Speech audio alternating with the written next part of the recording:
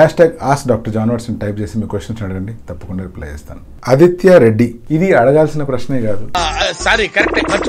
Hair transplantation అనేటువంటిది success అయ్యేదే hereditary hair loss. అంటే వంశపారంపర్యంగా వచ్చిన బట్టతలలో హెయిర్ ట్రాన్స్ప్లాంటేషన్ చేస్తే ఎంత సక్సెస్ వస్తుంది అని మీరు అడుగుతున్నారు.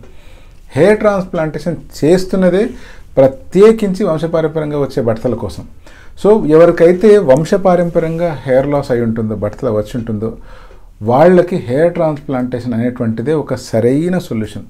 ఇలా కాకుండా ఇంకే కారణాల వల్ల హెయిర్ లాస్ అయింది అంటే వాటికి రకరకాల మెడికేషన్ కానీ లేదా అదర్ ప్రొసీజర్స్ కానీ చేసి హెయిర్ని తెప్పించుకోవచ్చు. బట్ వంశపారంపర్యంగా హెయిర్ లాస్ అయింది, మీకు న్యాచురల్గా హెయిర్ గ్రో అవ్వాలి అంటే హెయిర్ ట్రాన్స్ప్లాంటేషన్ సరైన మార్గం.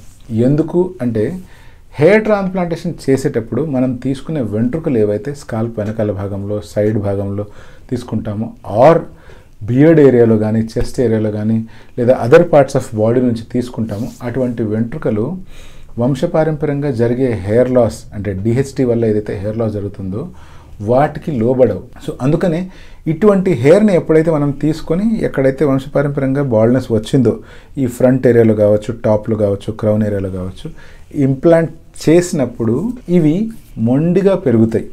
వాటిని కట్ చేసుకోవచ్చు, వాటిని మీరు ఎటు కావాలంటే అటు దువ్వుకొనవచ్చు, అవసరమైతే గుండు కూడా చేసుకోవచ్చు.